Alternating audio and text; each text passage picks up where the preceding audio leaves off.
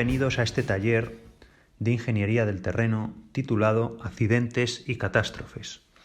Desde la Escuela de Caminos, Canales y Puertos de la Universidad Politécnica de Madrid ofrecemos una pequeña aportación a la Semana de la Ciencia, con objeto de acercar la importancia y el estudio del terreno y la geotecnia a toda la sociedad. Por desgracia, la geotecnia está presente en muchas de las catástrofes y accidentes que han ocurrido en las construcciones civiles, con considerables pérdidas económicas en algunos casos e incluso, y por desgracia, con pérdidas de vidas humanas en otros. Las experiencias negativas de los accidentes son catastróficas, pero los ingenieros hemos aprendido mucho de ellas y de su estudio se ha entendido mejor qué es lo que sucede y se han tomado las medidas oportunas para evitar futuros accidentes y mejorar la seguridad de las construcciones. El objeto de este taller es presentar algunos accidentes que de forma reiterada se han producido en las obras civiles, explicando sus causas y reproduciendo simulaciones a escala reducida en laboratorio. Además, se hará un pequeño análisis experimental que cualquiera puede realizar con medios convencionales para explicar por qué el hecho de estar en un entorno rocoso puede ser peligroso tanto o más que un suelo blando debido al fenómeno de la alterabilidad. Empezaremos el taller con antecedentes de algunas catástrofes y roturas que han tenido su origen en un fallo en el terreno que por desgracia han sido noticias y portadas de telediarios, y también comentando algunos accidentes históricos de gran repercusión. Continuaremos mostrando diversas roturas a escala reducida, primero en el tanque de sifonamiento, segundo en un aparato mecánico llamado aparato de Taylor-Schneebeli, ambos equipos que disponemos en el Laboratorio de Geotecnia de la Escuela de Caminos. Por último, mencionaremos la importancia de estudiar la alterabilidad, ya que incluso materiales de gran resistencia a priori como las rocas pueden resultar inservibles para construcción.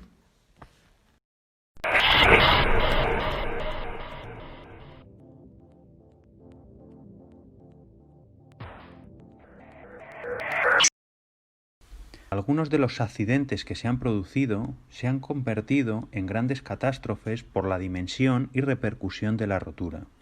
La presa de Teton, de 90 metros de altura, en Estados Unidos, terminó de construirse en 1975 y al año siguiente, en junio de 1976, se rompió, produciendo 14 fallecidos y unas pérdidas materiales de casi $1.000 millones.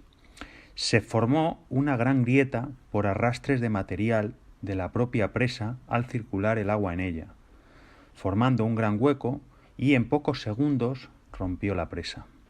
En la foto se ven algunas imágenes de la catástrofe y a continuación se muestra un vídeo del momento de la rotura. At 8:30 on Saturday morning, June 5th, two major leaks were reported. One along the right embankment about 130 feet from the top, and another larger leak on the downstream toe of the dam. At 10 o'clock, one more large leak developed near the top. Crews working with bulldozers tried to plug the leaks. Suddenly, the drivers leaped to safety. The widening hole opened and swallowed the machines. There was nothing more to do.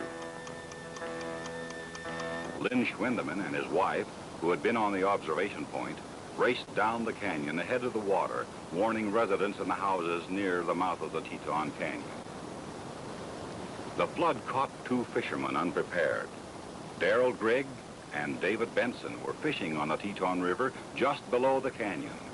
The swirling edge of the flood, full of debris, caught them. Grigg was jammed into a pile of logs and pinned against a tree. With a collapsed lung and broken ribs, he painfully climbed the tree, only to wait fearfully for it to break and sweep him away. La presa de Ballont de 262 metros de altura, situada en Italia a unos 100 kilómetros de Venecia, sufrió una catástrofe en octubre de 1963.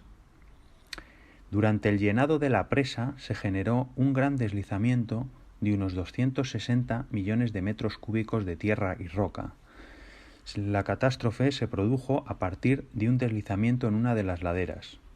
Como consecuencia, 50 millones de metros cúbicos de agua rebosaron, generando una ola de 250 metros de altura. La ola arrasó varias poblaciones y causó casi 2.000 muertos. En la foto se ve cómo la presa está encajada perfectamente en la cerrada, que a pesar del deslizamiento que se produjo, la presa se mantuvo en pie y con un buen aspecto geomecánico en el macizo rocoso. Sin embargo, como se ha comentado, una de las laderas resultó trágicamente inestable. La presa de Malpasset, de 87 metros de altura, construida al sur de Francia, se derrumbó en diciembre de 1959, produciendo 421 muertos y numerosas pérdidas materiales. Se generó una ola de lodos de 40 metros moviéndose a 70 kilómetros por hora que destruyó 2 aldeas aguas abajo de la presa. La rotura se produjo por el hundimiento del terreno de apoyo, que eran neises de elevada capacidad portante. Sin embargo, tenían mucha anisotropía. Esto, unido a las fuertes lluvias, favoreció el deslizamiento por una dirección de debilidad. En la imagen se ve alguna foto de la rotura inducida en la presa.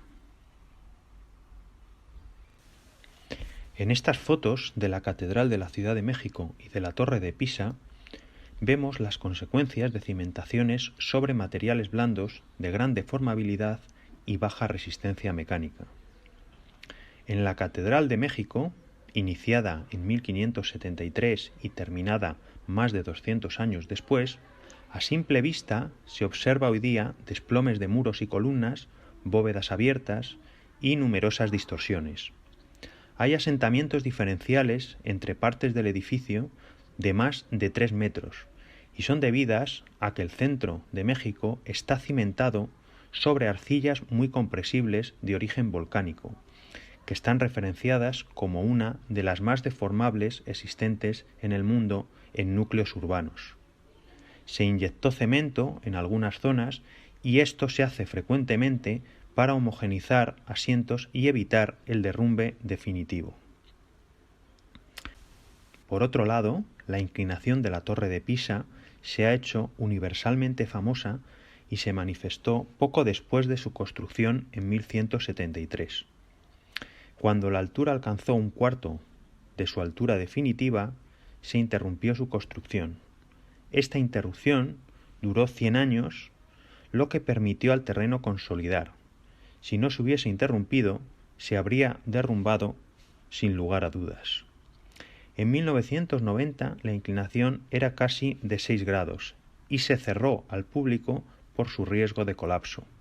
Igualmente, los asentamientos son debidos, como en el caso de la Catedral de México, a unas arcillas blandas muy compresibles. Estas roturas han tenido, lógicamente, una gran repercusión, pero también han permitido el desarrollo de la ingeniería civil, ahondando en el buen conocimiento del terreno para comprender mejor su comportamiento y hacer diseños más fiables.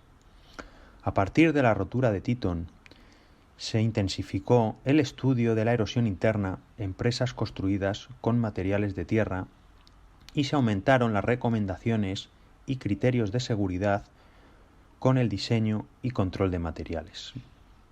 Por su parte, las roturas de las presas de Ballons y Malpasset, junto con otras necesidades de reconstrucción, dio origen y permitió el desarrollo de lo que hoy es la mecánica de rocas, disciplina activa de investigación y en continua evolución. Pero estas catástrofes no son una manifestación de hechos aislados. Los accidentes se producen, por desgracia, con más frecuencia de lo deseado y a menudo vemos noticias relacionadas con colapsos y derrumbes debidos a la rotura del terreno. El número de muertos por la tragedia provocada hace exactamente una semana por la rotura de una represa de residuos minerales en el estado brasileño de Minas Gerais aumentó a 115 y el de desaparecidos a 248, según informó Defensa Civil. En las últimas horas se dieron a conocer estas imágenes de una cámara de vigilancia donde se observa el momento en el que el lodo llega al lugar donde estaban los trabajadores de la mina. La tragedia en Brumadinho se produjo 3 años después de otra similar ocurrida en Mariana, en Minas Gerais también, cuando el colapso de los diques de una represa de la misma empresa dejó 19 muertos. Oddio! Oddio! Per un pelo la gente è salva.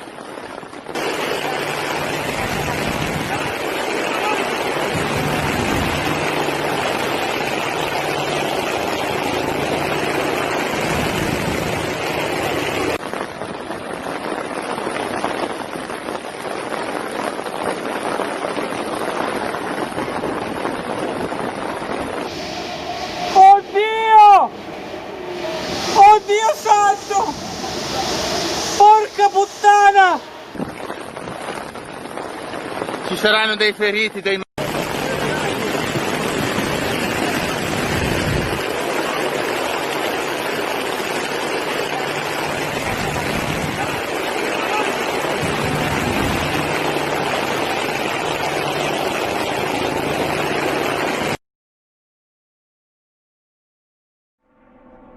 Policía, bomberos y socorristas desplegados en la entrada del túnel que se derrumbó la mañana del domingo a unos 80 kilómetros al oeste de Tokio.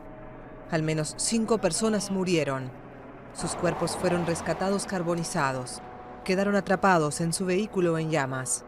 El balance podría agravarse porque otro coche se incendió y otros vehículos habrían sido sepultados por trozos de hormigón de la bóveda del túnel. Según el jefe de policía, en este momento están rescatando un camión de 1.7 toneladas que quedó atrapado, pero por ahora no pueden confirmar nada sobre otros vehículos. Aún se desconoce qué fue lo que hizo que la bóveda se hundiera en un tramo de unos 50 metros de esta transitada autopista. El túnel Sasago, uno de los más largos de Japón, tiene casi 5 kilómetros de largo. Estamos estableciendo un sistema inalámbrico para poder comunicarnos adentro. Es muy difícil hablar con el equipo de rescate en el interior. La señal es muy débil, explica el portavoz de bomberos. 5 horas después del accidente hubo que interrumpir las tareas de rescate por riesgo de un nuevo derrumbe. Pero las operaciones se reanudaron durante la tarde con la esperanza de encontrar sobrevivientes.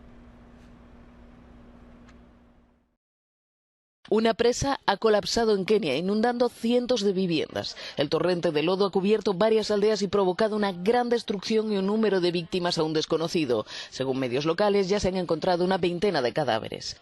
La presa está en la localidad de Solai, a unos 190 kilómetros al noroeste de la capital, Nairobi. El colapso se ha producido después de semanas de intensas lluvias en Kenia y en otros países del este de África, que han dejado numerosos muertos y miles de desplazados.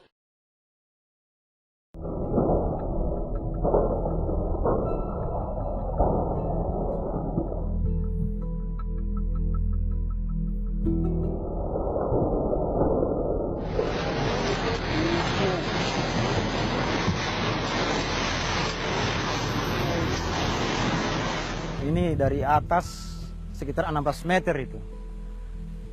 Tas orang kemarin.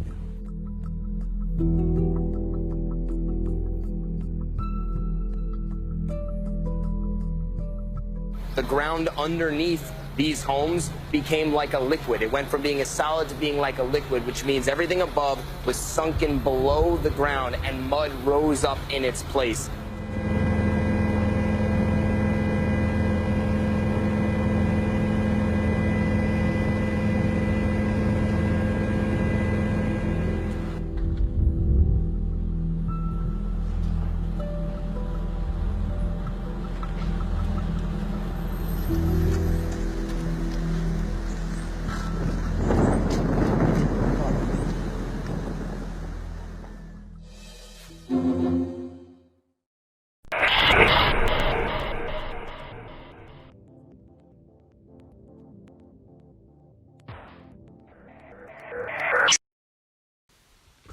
Uno de los principales fenómenos desencadenante de accidentes ha sido lo que conocemos por licuefacción, ya sea producida por el flujo de agua o por la incidencia de un evento sísmico.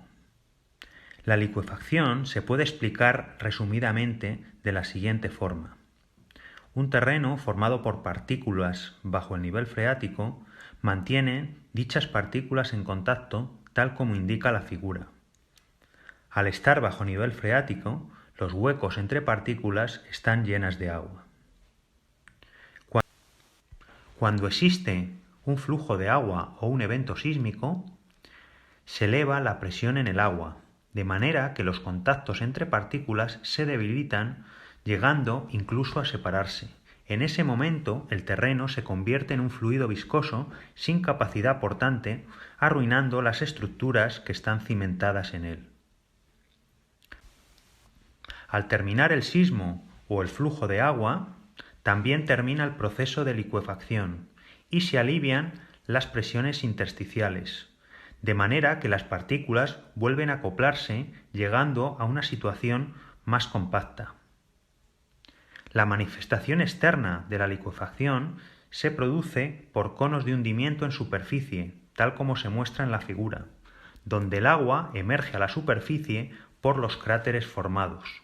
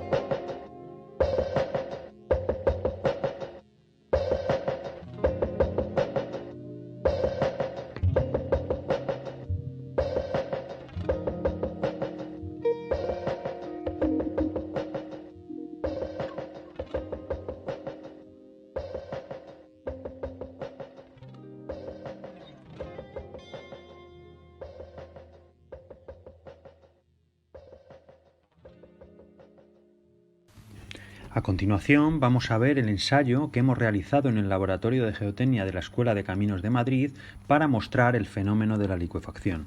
Bueno, pues ahora vamos a ver otro ensayo a escala reducida. Esto de aquí es un tanque de sifonamiento que consiste pues, en un depósito, un recipiente que tendrá unos 50 centímetros de lado aproximadamente, donde tenemos arena fina en el interior. Entonces vamos a someterlo a un flujo de agua a través de una bomba que tenemos con un depósito de agua en la parte inferior del tanque. Al ir sometiendo al terreno agua en flujo, vamos a ver cómo se comporta y las características geomecánicas se manifestarán en la superficie cuando cimentemos pues, un puente y un edificio, como veremos posteriormente. Vamos a ir controlando por medio de unos piezométros que están en los lados del depósito la presión de agua en distintos puntos interiores del terreno. Aquí vemos cómo salen en tres alturas distintas, por piezometros, los de este lado y los de este lado, y vamos a ver cómo sube el agua en ellos para controlar la presión intersticial que tiene. Pues vamos a empezar introduciendo agua por debajo del depósito, agua a presión, entonces el agua va a ir ascendiendo poco a poco. Yo creo que esto se va a poder ir viendo en este lado de aquí.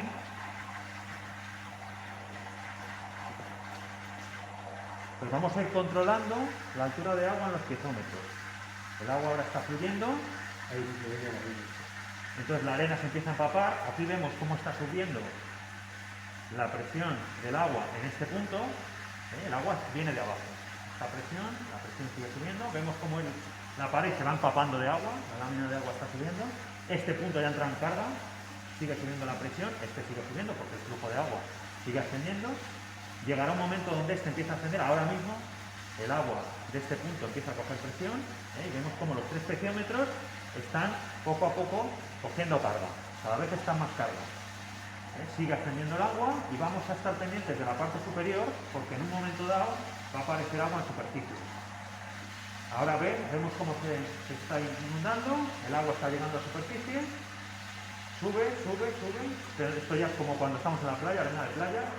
El terreno está totalmente licuado, ya se ha estabilizado la presión a un cierto nivel, vemos aquí las 3 presiones en los 3 distintos puntos, la lámina de agua va a subir, vemos aquí, tenemos un rebosadero, cuando el agua llega al rebosadero va a empezar a perderse agua, a evacuarse agua a través del rebosadero. Vemos cómo la presión se mantiene constante ahora mismo, el flujo de agua sigue ascendiendo, sigue subiendo, y ahora vamos a ver qué pasa cuando se empieza a evacuar el agua, qué ocurre con esa presión interna del terreno.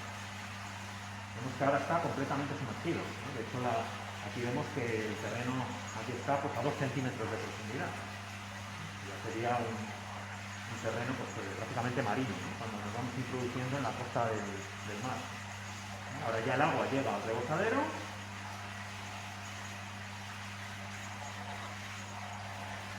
Y ahora ya empieza, por el vertedero este superior del depósito, a evacuarse agua. Vamos a estar pendiente ahora de los piezómetros. Está descendiendo el agua a través del rebosadero, pero el nivel de los preciómetros sigue constante, no varía. Es decir, la presión interna de los 3 puntos que estamos controlando sigue siendo la misma. Ahora vamos al régimen estático, ya no hay flujo de agua, paramos el flujo de agua, la bomba ya no funciona, es decir, ahora tendríamos un nivel constante de agua, y entonces hemos visto que el nivel de agua ha estado descendiendo. ¿Hasta dónde desciende el nivel de agua? Hasta donde está la lámina de agua. ¿Veis que la lámina de agua en el depósito ahora está estático, ya no hay flujo de agua, se ha quedado estabilizado de forma estacionaria aquí? Pues la lámina de agua marca el nivel de los piezómetros, que están justo en el nivel de agua. Si bajamos un poquito el nivel de agua, vamos a ver que el nivel de los piezómetros bajará según baja el nivel del agua. Ahora está en flujo descendente, entonces el flujo descendente hace que el nivel de los piezómetros baje. Pues ahora está en flujo descendente, es decir, se está vaciando el tanque. Vamos a ver si bajamos la lámina. Sí, vamos a ir bajando la lámina. Entonces vamos a ir, como ahora ya el gradiente de agua está hacia abajo, entonces las presiones de los 3 puntos van bajando. Es importante decir que abajo del todo, donde está entrando o evacuando el agua, hay una piedra porosa para evitar lógicamente que el terreno se filtre. El único flujo sea de agua, no de terreno. Si no, estarían arrastrándose las partículas y se estaría perdiendo material por debajo. Entonces la lámina de agua va bajando, pero como está en flujo descendente, vemos cómo los gradientes, los niveles de presión que marcan estos puntos, han bajado por debajo de la lámina de agua. Si hiciésemos el estacionario, vamos a parar un momento. Ahora paramos, entonces vemos cómo ahora al estar estacionario suben los niveles, y ¿hasta dónde suben? Hasta donde está el agua. Y esto va poco a poco, hasta justo el nivel de agua que está por aquí. Ahora vamos a seguir evacuando agua. Bajamos agua y entonces automáticamente, como el flujo es descendente, baja la presión de agua en los 3 piezómetros y ahora pues poco a poco se va a ir perdiendo agua. Ya desaparece agua, se va filtrando, va perdiendo agua. Ahora ha parado el flujo descendente y la carga en los piezómetros vuelve a subir hasta donde se sitúe la lámina de agua. Esto es lo que ocurre en la realidad cuando tenemos distintos periodos estacionarios de lluvia y de sequía. Es decir, el terreno sufre estas alteraciones y cambian completamente sus propiedades geomecánicas. En principio, el material es muy resistente. Cuando viene agua, pues cada vez va cogiendo presión el agua y por lo tanto las partículas se van separando entre sí y por tanto la tensión efectiva, lo que resiste el terreno, va siendo cada vez más baja. En este momento, con el agua prácticamente, pues, donde está en régimen estático, pues, no sabemos dónde está el agua porque está todo húmedo, pero sí lo podemos ver a través de los piezometros. Vemos que ya no marca nada, quiere decir que el agua está por debajo o en ese punto, y vemos aquí que el nivel de agua está aquí, es decir, estos dos piezometros marcan el nivel de agua. Está justo en el punto del último piezómetro. Bueno, concluimos.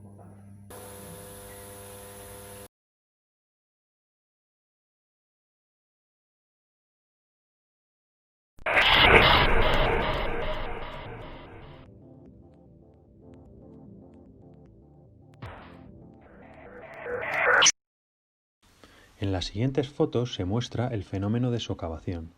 Debido a la acción del agua en flujo, la corriente puede arrastrar partículas de suelo e ir desprotegiendo y descalzando la cimentación de puentes sobre cauces de ríos. La socavación siempre se produce por la erosión de material depositado debido al flujo de agua, según muestra esta foto. A continuación, vemos un vídeo del momento del colapso de un puente donde se produce la socavación de uno de sus estribos. Se trata de un puente de Lima, Perú.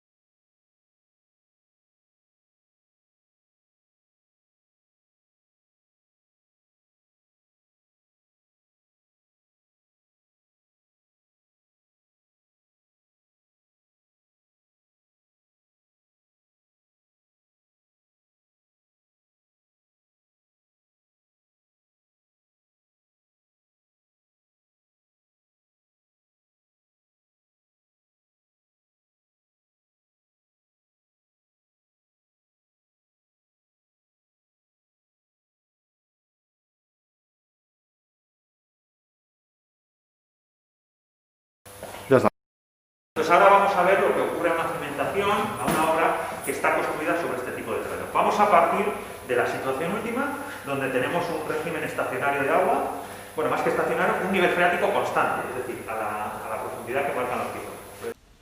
Aquí podemos ver más en detalle dónde se marca el nivel de agua en los piezómetros. Está a cierta profundidad de la superficie. Entonces, imaginemos que construimos ahí un puente, vamos a simular nuestro puente poniendo aquí dos pilas del puente y vemos que, bueno, pues bien cimentado es bastante estable.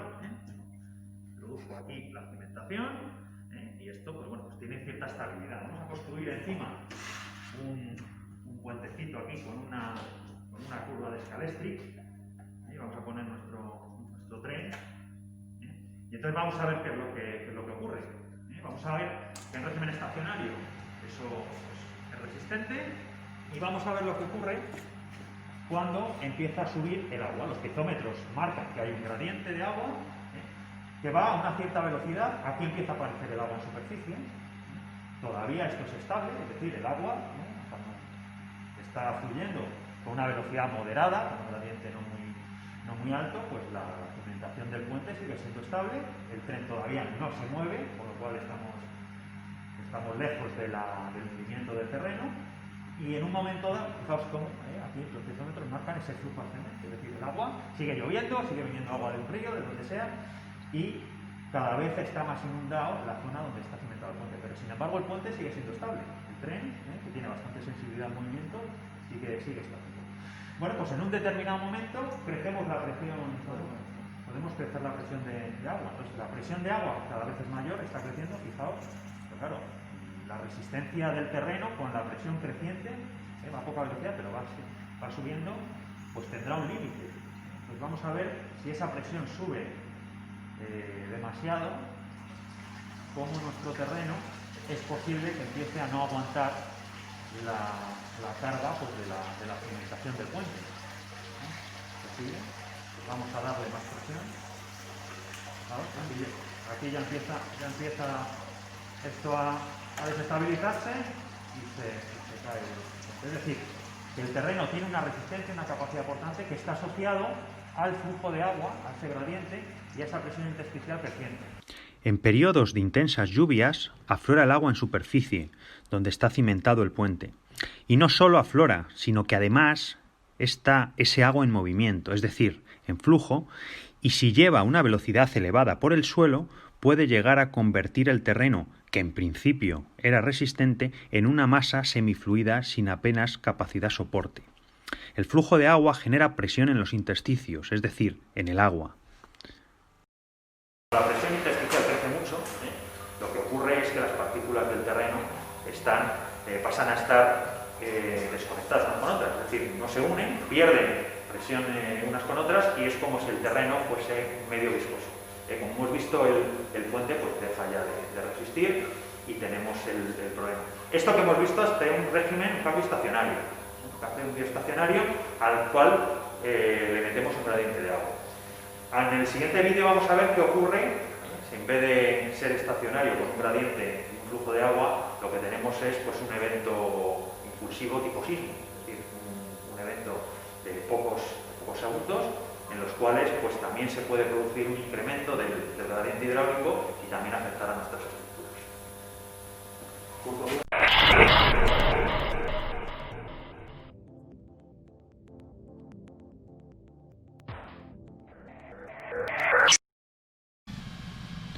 Los casos anteriormente vistos producen sifonamiento ante un flujo de agua.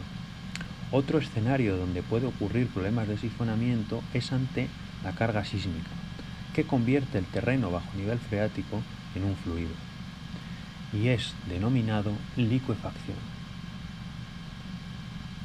Vemos cómo las infraestructuras son engullidas, literalmente, y cómo se produce el derrumbamiento de las casas como si fueran castillos de naipes.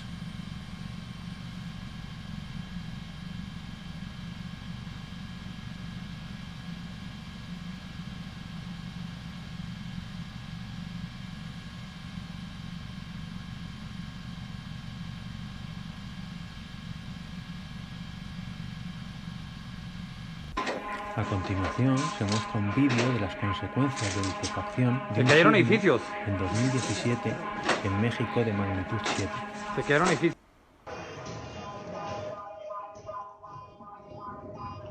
Este edificio se movió horrible, tronó horrible.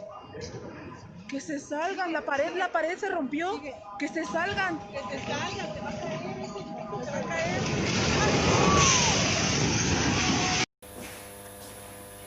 Bueno, ahora vamos a repetir lo mismo, pero en vez de con un gradiente constante de agua en flujo que va subiendo las presiones intersticiales, vamos a partir de un régimen estacionario, un nivel de agua que está por aquí en el depósito, es decir, los hidrómetros marcan ese nivel, y ahora lo que vamos a ver es que en vez del gradiente de agua constante vamos a tener un evento sísmico, es decir, una carga impulsiva.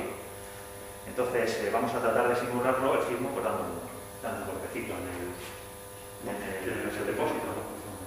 Entonces, fijaos bien en el nivel de los hidrómetros. Es decir, ahora está estático, recordad que el nivel está aquí. Va a darle un golpe para simular el sismo y vamos a ver lo que le ocurre, pero fijémonos también cómo sube la presión en los hidrómetros. Fijaos. Viene el sismo, está subiendo el nivel, el sismo viene. Ahora vamos a repetirlo desde otra perspectiva. Va a darle un golpe para simular el sismo y vamos a ver lo que le ocurre, pero fijémonos también cómo sube la presión en los pistómetros. Fijaos. Viene el sismo, está subiendo el nivel, el sismo viene. Esta subida de presión en el agua es típica cuando se desencadena un terremoto, de manera que un terreno previamente saturado con un nivel freático estacionario producido por las lluvias es muy peligroso si además ocurre un sismo. Ha subido la presión por el evento sísmico, instantáneamente ya no hay flujo de agua creciente, ha subido el nivel, por tanto las presiones en el terreno y prácticamente al mismo nivel que ocurría cuando estaba el gradiente, desde un punto de vista dinámico, se ha producido también el derrumbamiento del puente en este caso.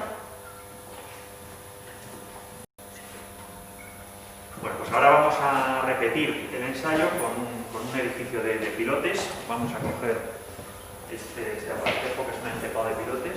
Esto trata de simular los pilotes en el terreno. vamos a cimentar un edificio, obviamente, sobre un puentecito, y ahora vamos a repetir el ensayo. Hemos partido de una situación completamente estática, un nivel constante de agua en superficie, que viene marcado en los piezometros, veis aquí la manita de agua, y veis que el edificio cimentado sobre pilotes pues es completamente estable, incluso pues con el terreno sumergido bajo el agua. Entonces ahora vamos a inducir también un sismo, una fuerza sísmica, y tenemos que fijarnos en dos cosas, lógicamente lo que ocurre en el encepado del edificio y el nivel de los piezometros, cómo va a ir aumentando el agua, las presiones intersticiales, y por tanto la tensión real de las partículas va a ser cada vez más pequeña hasta producir el colapso de la estructura. Inducimos el sismo y automáticamente ha venido la sacudida sísmica, han subido los niveles piezométricos en los 3 puntos del terreno, y veis cómo ha tenido un descenso brusco de cimentación. En este caso, pues el edificio ha aguantado, sí, pero bueno, se han hundido bastante, e incluso pues ya veis que está por debajo del agua. Merece la pena ver repetido el colapso del edificio más de cerca, para poder ver el brusco asentamiento instantáneo producido frente al sismo. En esta ocasión no miréis el edificio, sino prestad atención únicamente a los piezómetros, fijándonos en el ascenso del flujo de agua.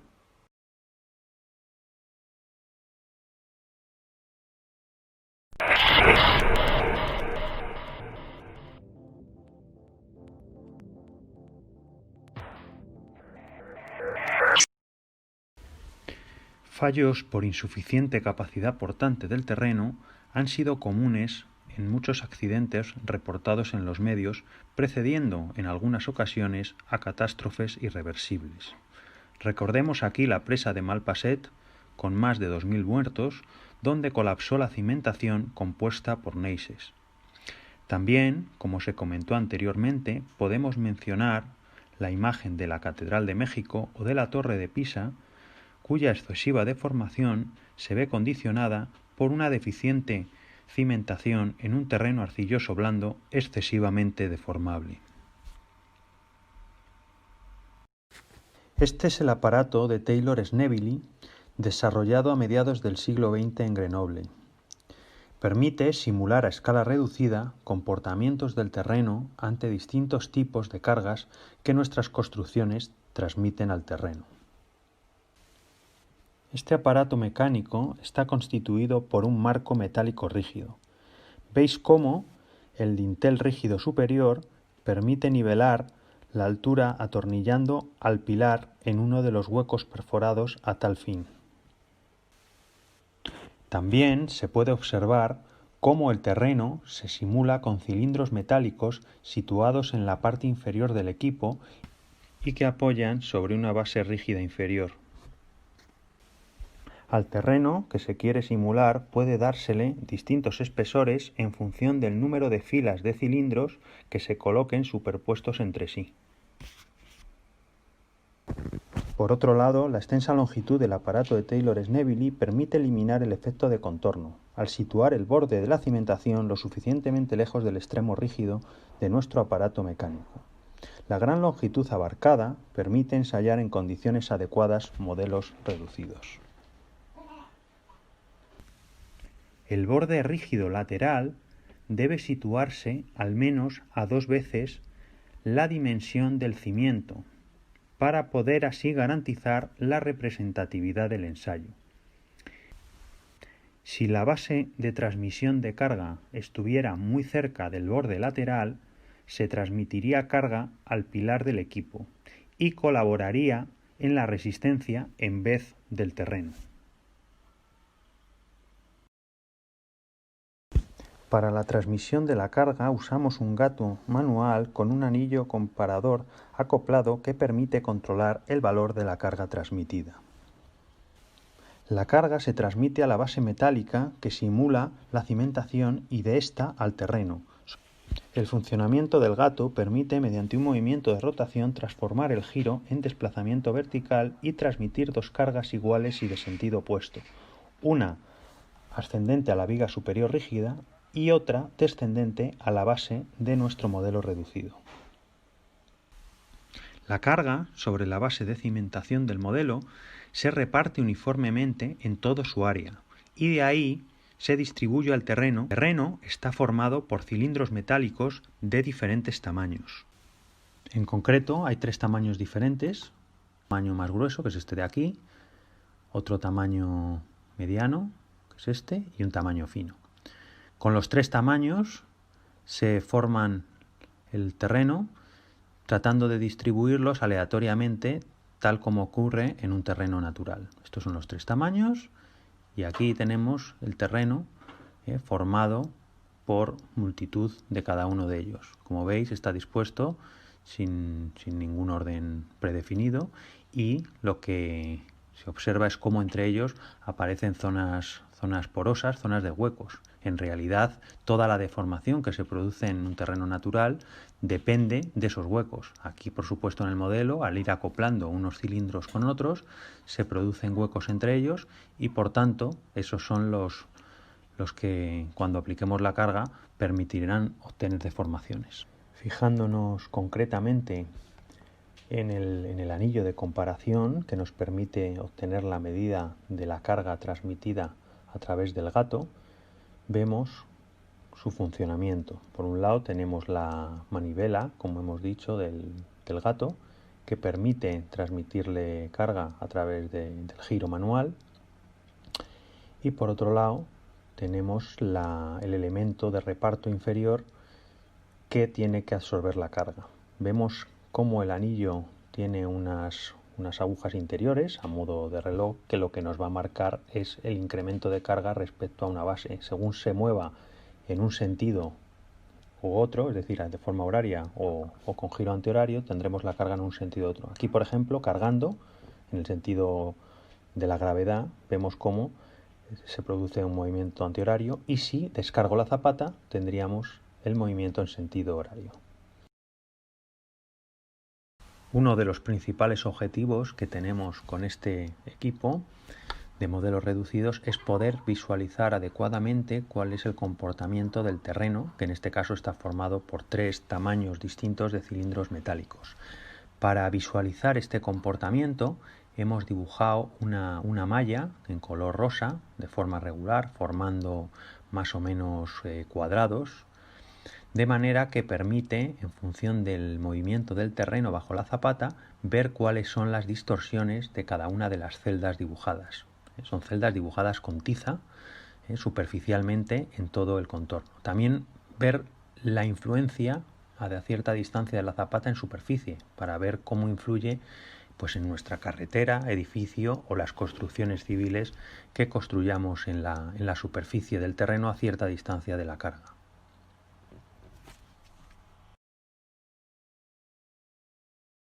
Nuestro gato, con el elemento inferior de reparto, simula nuestra obra, nuestro puente, nuestro edificio, nuestra presa que queremos cimentar en el terreno. Queremos estudiar no solo la deformabilidad del terreno, sino también cómo afecta a otras obras en superficie. Así hemos traído unos elementos de juguete. Aquí tenemos un trenecito y una vía de escalestri que vamos a situar en las inmediaciones de la zapata, la zona contigua a ella en superficie, y veremos cómo le afecta al cargar el gato y actuar el elemento de distribución de la carga en superficie. Cómo le afecta a nuestra obra a este tren. También cogemos una casa de juguete y en este caso la situamos en una zona que pensamos que está lo suficientemente lejos de la zona de afección, y veremos si realmente se ve afectado o no, o está efectivamente lejos de la carga que transmite nuestra nueva obra.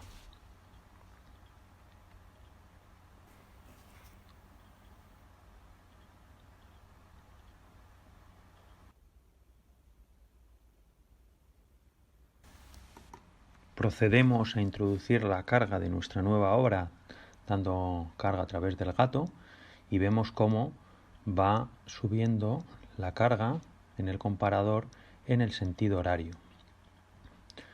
A través del elemento rígido inferior transmitimos una área de reparto al terreno, y vemos cómo lo primero que ocurre es que los cilindros de la superficie de contacto se van recolocando.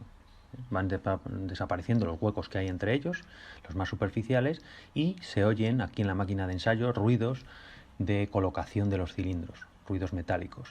Si observáis un punto concreto debajo de la zapata, vais a ver cómo van deslizando cilindros unos con otros, ocupando los huecos. Es decir, que se está compactando el terreno debajo. ¿Veis cómo, con poca carga, solo afectando el terreno debajo, ya ha habido afección en superficie? Es decir, el tren ha deslizado. ¿Veis ahí cómo en la situación inicial ha habido una distorsión en la superficie del terreno, un pequeño desplazamiento que ha girado visiblemente la vía superficial y por tanto el tren que tenemos sobre la vía ha descarrilado. Partía de una situación completamente horizontal y ante una carga únicamente que ha afectado a la zona de contacto superficial, está tan cerca el tren con la vía que ha sufrido una distorsión angular. Evidentemente la casa, que está lo suficientemente lejos, pues no se ha enterado, no hay zona de afección cerca del edificio. Podemos continuar con el ensayo cargando y vamos a ir viendo cómo poco a poco se va ampliando la zona de afección en el terreno, cómo va profundizando debajo de la zapata y cómo se va distorsionando poco a poco la malla que hemos dibujado. Fijaos aquí cómo los cilindros se van moviendo en la zona localmente, en la zona de borde de la zapata, pero también en profundidad va afectando y veis cómo la malla poco a poco, ahí veis el movimiento que os decía, cómo se está inclinando, se sigue inclinando cada vez más la vía y ya habrá 20 grados o más, y si seguimos aplicando carga, pues cada vez estará más hincada la zapata en el terreno y la malla que hemos dibujado en color rosa cada vez está más distorsionada. ¿Veis esos acuerdos que se van produciendo? Esos cuadrados iniciales cada vez van siendo más distorsionados. Primero localmente bajo la zapata y, como veréis, a medida que vayamos aplicando carga, irá afectando a más profundidad. Tomando una zona de control, por ejemplo la señalada en cualquiera de los bordes de la zapata, se observa cómo se van moviendo los cilindros, es decir, las partículas de suelo. Seguimos cargando y vemos cómo se amplía el giro de la vía superficial adyacente a la cimentación. También vemos cómo la carga se va estabilizando, pero siguen las deformaciones en el terreno. Si vemos el terreno, podemos observar cómo las mallas se van distorsionando y se van curvando las líneas, alejándose cada celda cada vez más de la forma inicial cuadrada. Sigue entrando la zapata en el terreno, cada vez el terreno está más compacto, es decir, cada vez los huecos entre partículas es menor. Esta sería la rotura. Bueno, aquí ya parece que el terreno no aguanta más, entonces parece que ha llegado a un límite superior de resistencia, pero todavía se sigue deformando. Fijaos ahora ya el tren, cómo cada vez se está desplazando más. La malla se sigue distorsionando. Esto ya está completamente distorsionado. Esto que antes era un cuadrado y ahora es un rectángulo. Seguimos cargando y la malla se sigue distorsionando y por tanto el terreno e igualmente la plataforma del tren cada vez se inclinan más. Ahora fijémonos cómo evoluciona el ensayo al pasarlo a velocidad rápida, observando la distorsión de la malla y la afección a la plataforma que está cada vez más inclinada. La casa de viviendas no se ve afectada en ningún momento.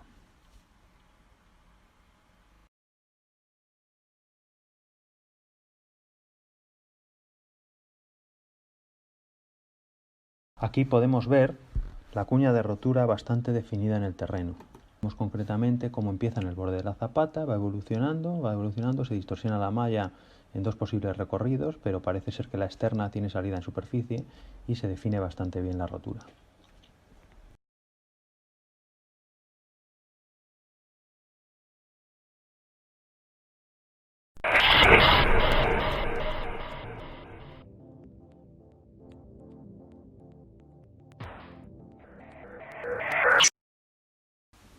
También se han reportado muchos casos de colapsos de túneles por no ser capaces de soportar la carga de la cobertera que hay sobre la clave de dicho túnel. A continuación se muestran un par de ejemplos de colapsos donde se han grabado el momento preciso de la rotura.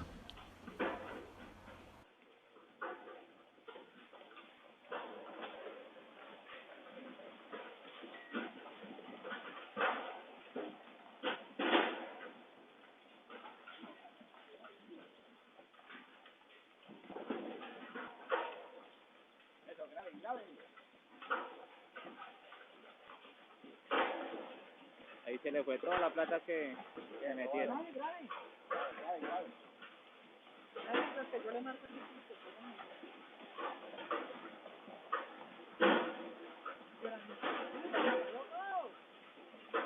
Va a venir todo de arriba, va a venir todo de arriba.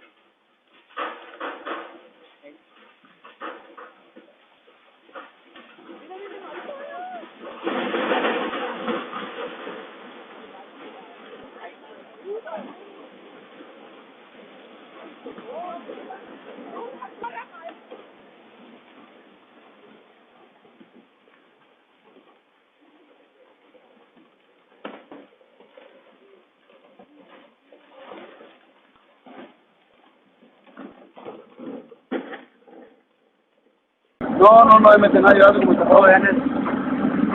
Marica, corro. ¿Cómo la máquina? No voy capaz. Sí, no, corre por acá. Venga para acá, venga.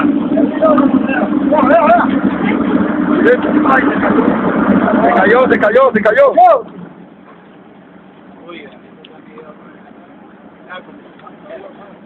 Santo Dios. Se fue.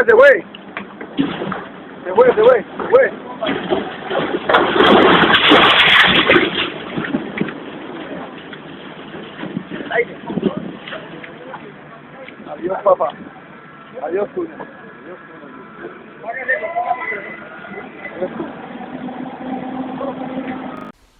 Ahora vamos a estudiar otro tipo de problemas para resolver con la máquina de Taylor-Schneebeli. En este caso se trata del colapso de un túnel que se encuentra a cierta profundidad y excéntricamente situado respecto a la superficie donde está aplicada la carga. Vemos que la superficie respecto a la cual se aplica la carga está repartida en un mayor área que en el caso del ejemplo anterior.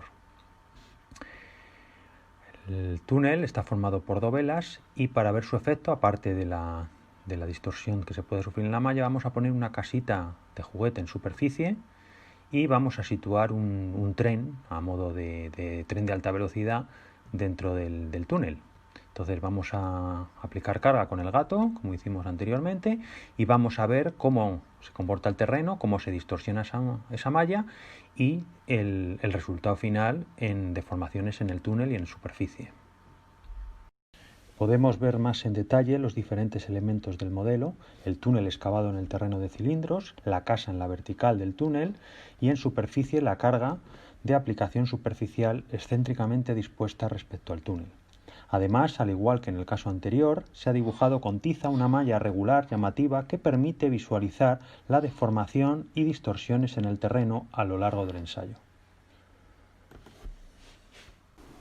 Pasamos ya a realizar el ensayo y empezamos aplicando carga a través del gato, como en el ejemplo anterior, y vemos cómo poco a poco se va cargando el terreno de debajo de la carga repartida y pues se va compactando poco a poco el terreno. Hay alguna zona donde se acoplan unos cilindros y deslizan respecto a otros. Se oyen aquí en la máquina de ensayo ruidos.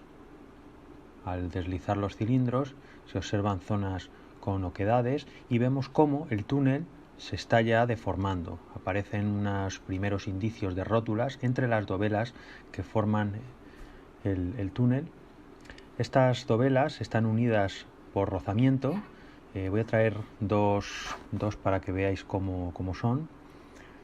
Son dovelas que forman el sostenimiento y se encajan entre sí por rozamiento. A medida que se van abriendo, se van formando las rótulas y se van desencajando. Vemos cómo se van desencajando entre sí porque se están formando rótulas entre ellas. Seguimos aplicando carga. La carga distribuida de la superficie va cada vez bajando más. El edificio vemos que ya está inclinado y el túnel ya cada vez está más deformado. Está al borde del colapso. Vamos aplicando carga poco a poco. Vemos los grandes desplazamientos que se producen y se colapsa finalmente el túnel. Vemos cómo la carga en superficie se ha inclinado completamente por la masa desplazada hacia el túnel. El edificio, por supuesto, se ha caído y bueno, pues evidentemente el tren no sabemos si será recuperable. Es importante ver la distorsión que ha ido produciéndose en la malla y cómo ha acabado toda hacia el hueco del túnel.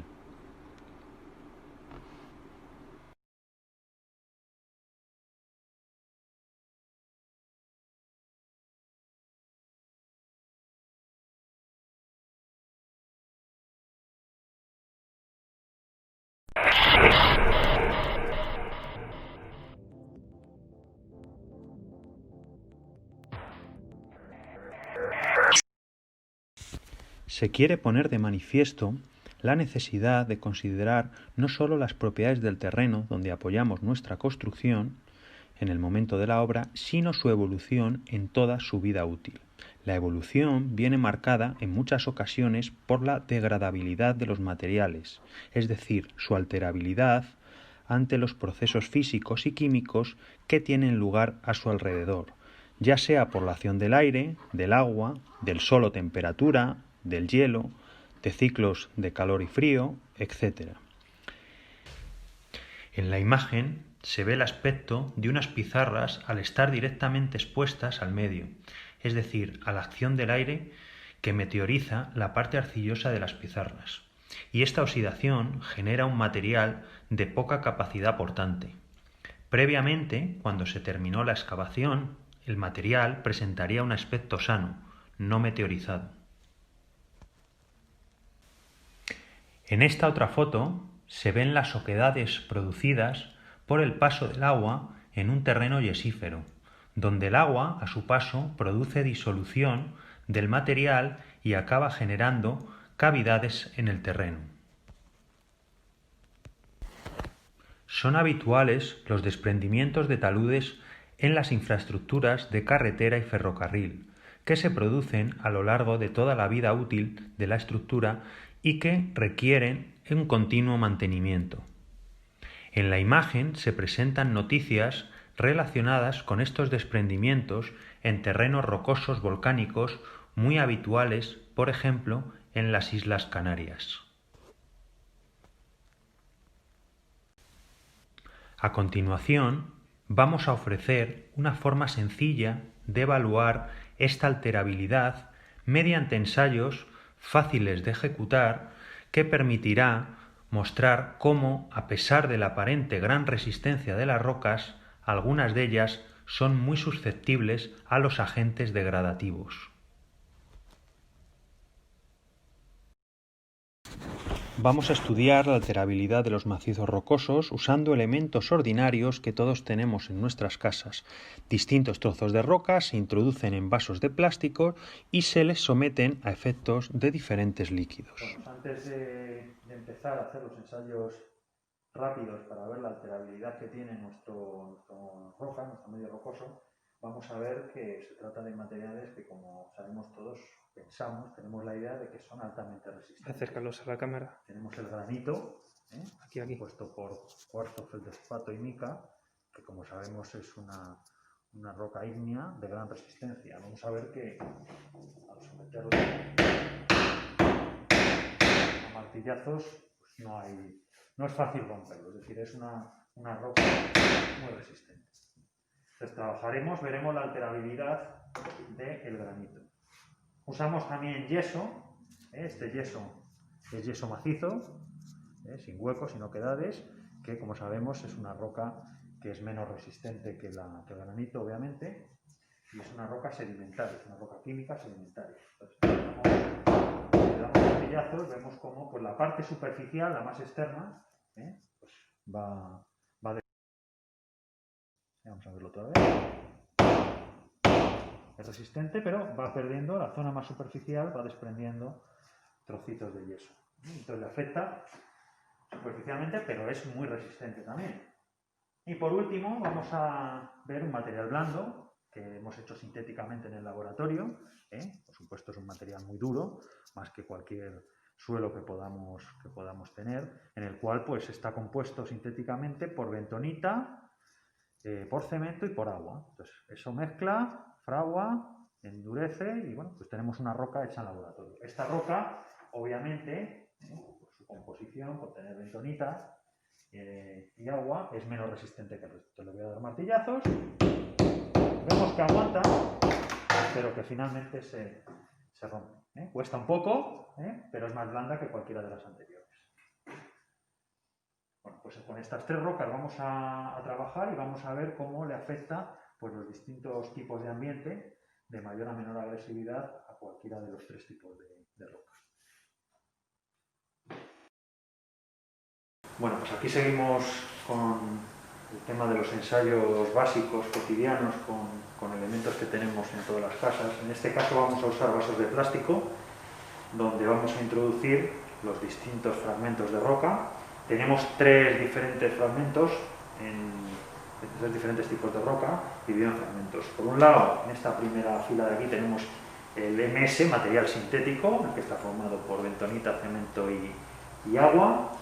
Detrás tenemos una segunda fila de material Y, es decir, material yesífero.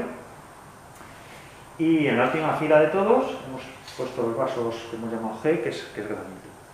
Entonces, vamos a someterlo a distintos ambientes prolongados durante un periodo de tiempo y vamos a ver cómo evoluciona, cómo se altera.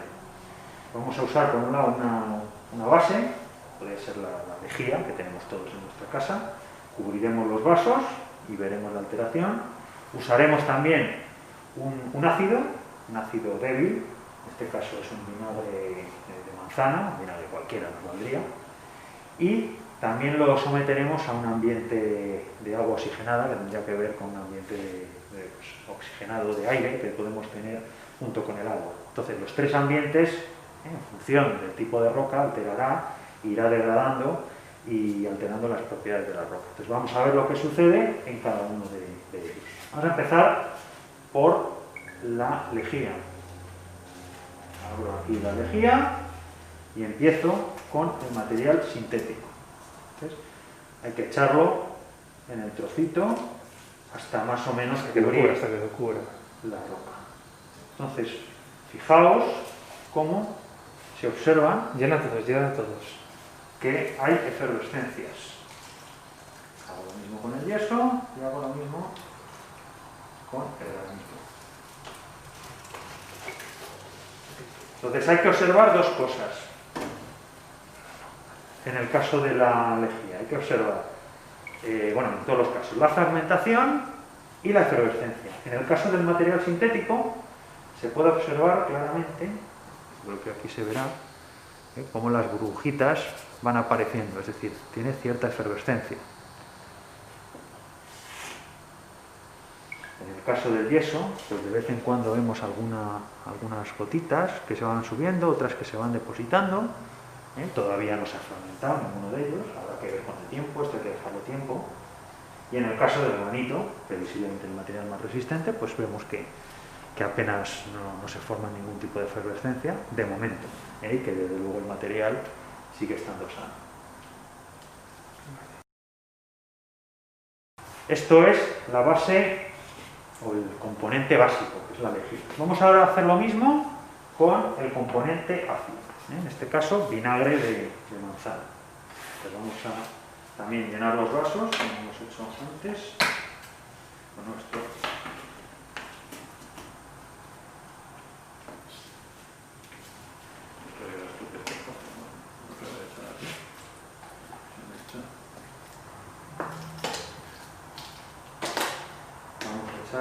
hasta llenar el vaso. Observamos también la efervescencia. Vamos a hacer la misma operación con el yeso. Hasta llenar el yeso y vamos a hacer lo mismo con el granito. Que como tiene una forma más irregular, la copa más en el vaso, pues vamos a echar un poquito más rápido.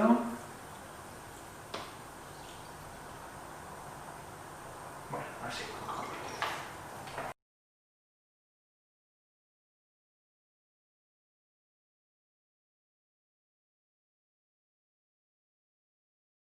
Entonces, volvemos a ver lo mismo. En este caso, la efervescencia con el líquido ácido es mucho más pronunciada que en el caso anterior.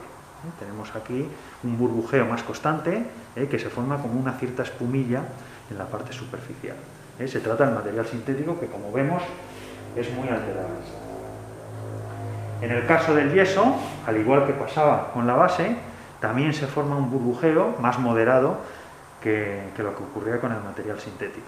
Vemos incluso que empiezan a haber deposiciones del material. Tendremos que medir con el tiempo también la fragmentación. Vemos que de momento se están depositando por aquí. Y por último el granito, pues que apenas resulta ser afectado por este ácido, ¿no? Estamos ahí que no se observa prácticamente nada. De momento, ¿sabes? Ya veremos a medida que pase el tiempo. Entonces, base, líquido básico, líquido ácido, ácido débil, ¿no? Para adelantar los distintos ambientes que podemos encontrar en la realidad a los que les son sometidos los macizos rocosos, y nos queda el agua oxigenada. Es un ambiente de agua, pero aireada. A ver cómo le afecta la oxidación que podamos tener en la realidad. Vamos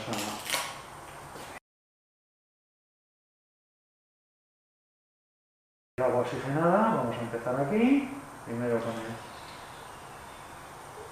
con el material sintético, echamos en el yeso y echamos en el granito. Fijaos,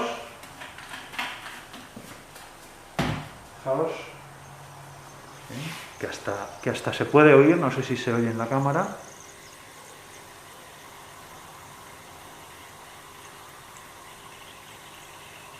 Las reacciones de efervescencia, cómo le afectan. Se crea un burbujeo constante y además si lo tocas tiene que estar caliente. Y además hay unos ruidos.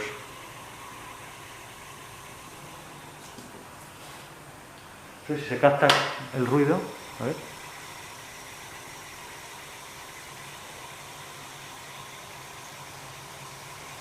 Vale, pasa así. Lo mismo se ha hecho con el caso del yeso y vuelve a haber efervescencia. El yeso reacciona ante el agua oxigenada, ante un ambiente de oxidación. Hay una cierta efervescencia, material que se empieza a depositar, está perdiendo material, con lo cual es bastante alterable y agresivo un medio de este tipo para el yeso. Por supuesto es más moderado, fijaos. Vamos a ver cómo evoluciona. Ha pasado un poco de tiempo y la reacción va más. Y por último el granito, que curiosamente permanecía inalterado en el resto de los casos, pero aquí empieza a haber alteración, el material se empieza a depositar, es decir, le está afectando un ambiente de oxigenación, de agua oxigenada en este caso. Podemos grabar más en detalle el material sintético. El material sintético para los tres ambientes tiene efervescencia, pero en el caso concreto del agua oxigenada, el ambiente es muy agresivo, tan agresivo que nos estamos quedando sin material.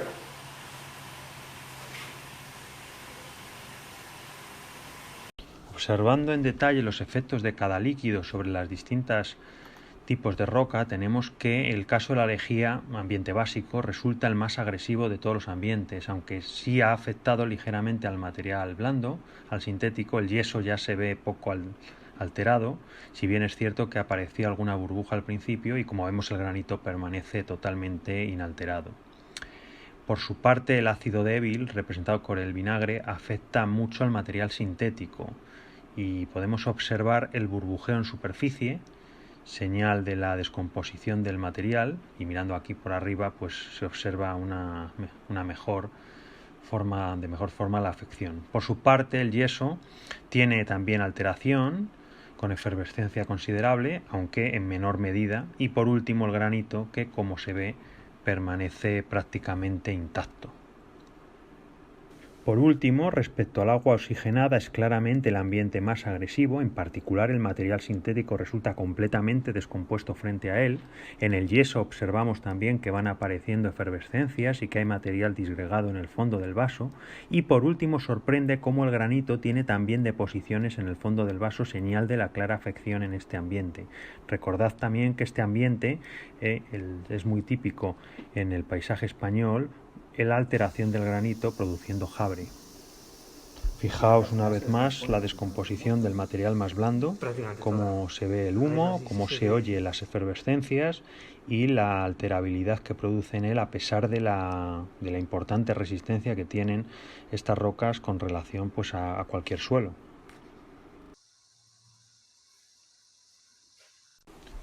Como se ha visto, incluso las rocas más competentes, como puede ser el granito, en determinados ambientes pueden ser vulnerables y poner en peligro la integridad y la seguridad de nuestras obras.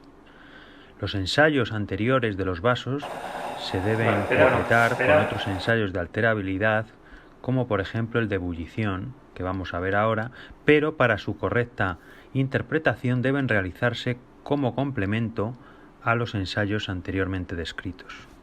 Necesitamos un cazo, una especie de horno o algo que dé calor, y material. En este caso es material yesífero, yeso macizo, y lo primero que vamos a hacer es pesarlo en una báscula de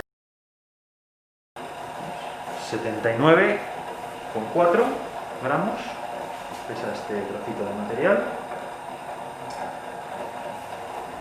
Y ahora lo que vamos a hacer es introducirlo directamente en el agua del recipiente. Con precaución. Bueno, con la precaución que se pueda. Y ahora vamos a esperar a que entre en ebullición el agua, y una vez que entre en ebullición dejaremos un tiempo prudencial de unos 15 minutos y veremos cómo la acción combinada de la temperatura y del agua afecta al trozo de roca que hemos incorporado. Se supone que con la temperatura, si el material es alterable, se van a abrir los poros y por tanto va a poder penetrar el agua, y la acción de alteración del agua pues hará que cada vez el material se descomponga con mayor rapidez. Al final del ensayo que haremos, miraremos el material depositado en el fondo del vaso, pesaremos de nuevo el material previamente secado y veremos qué cambio de masa tiene la roca. También veremos si hay alguna alteración en el color del material, en la forma, etc. Bueno, como veis empieza la ebullición, y ahora que está empezando la ebullición vamos a mantenerlo durante 15 minutos. Como veis, en la fase de calentamiento empiezan a aparecer algunos depósitos de material que se han fragmentado, incluso algún un poquito, yo no sé si se aprecia en la cámara, incluso algún pequeño trozo completo que se ha desprendido. Entonces, quiere decirse que el yeso es alterable ante la combinación conjunta de la temperatura y el agua. Entonces estaremos así 15 minutos y veremos el resultado final.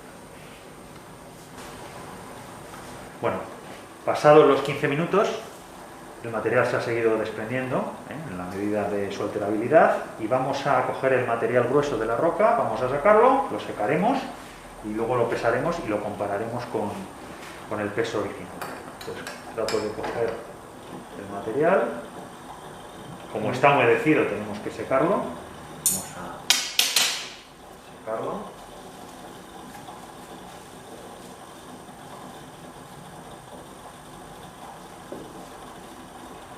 Y ahora cogemos de nuevo el material y lo pesamos. Si os acordáis, antes pesaba en torno a 79 y pico, 80 gramos, y ahora estamos en 77,8, es decir, ha ido perdiendo algo de material, que es un indicador de su alterabilidad. La forma del material es la misma porque ha perdido muy poquito material, y el color, pues bueno, sigue siendo prácticamente el mismo. El material yesífero hemos visto que es ligeramente alterable al ensayo de ebullición porque apenas ha perdido un poco de material. Veamos qué ocurre en el caso del material sintético.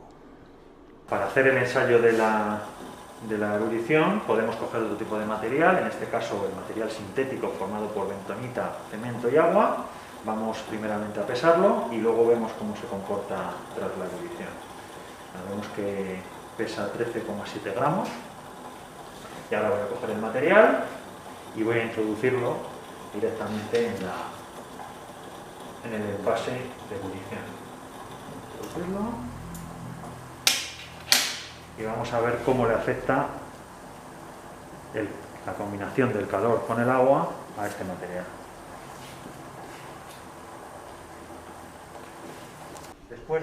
Después de esperar 15 minutos en ebullición, vamos a secar el material. Vemos que ha cambiado de color, pero no de forma, y que no se observan partículas depositadas en el vaso.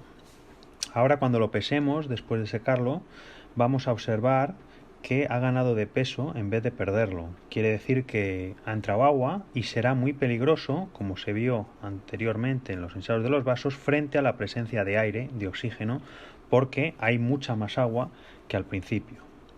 Vemos que ha ganado de peso y el peso ahora está en torno a 20 gramos.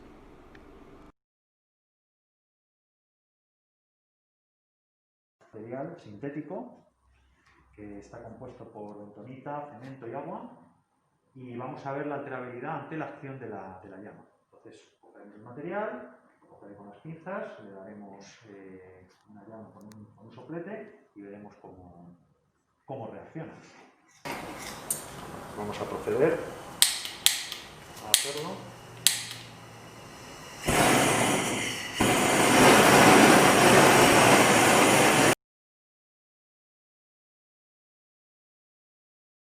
Viendo cómo el material es perfectamente alterable, es muy alterable, veis cómo cambia de color, incluso se está quemando, pero este material sería completamente desechable para construcción. La acción de la llama es un indicador de la alterabilidad anticipada ante condiciones extremadamente secas y calurosas. En el caso extremo de materiales como este, la exposición directa al sol degradará el material y por tanto las propiedades resistentes, debiendo considerarse no válido para cimentación de construcciones civiles.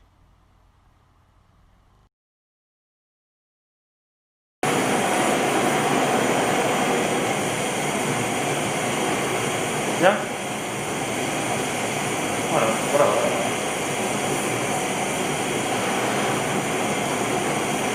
Vale.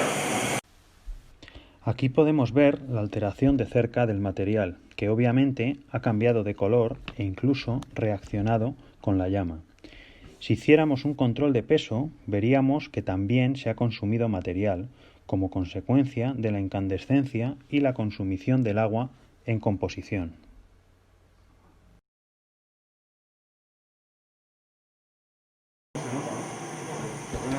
Aquí vemos desde otra perspectiva la cara de la roca sometida directamente a la acción de la llama.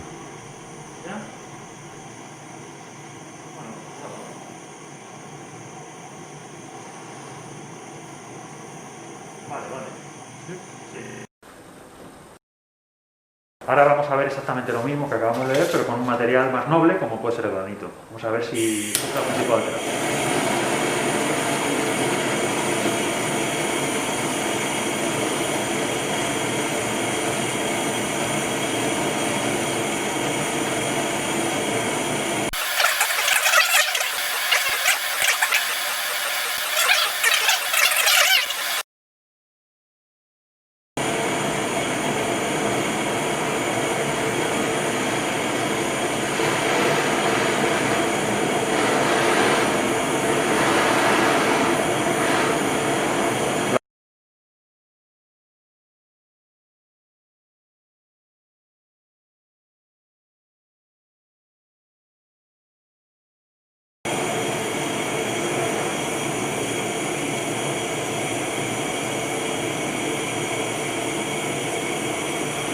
Vale. Como vemos, acercando el trozo de roca a la cámara, no ha ardido el material y el cambio de color es mínimo y solo se observa superficialmente. Mantiene la forma e igualmente si lo pesáramos no habría variación de masa.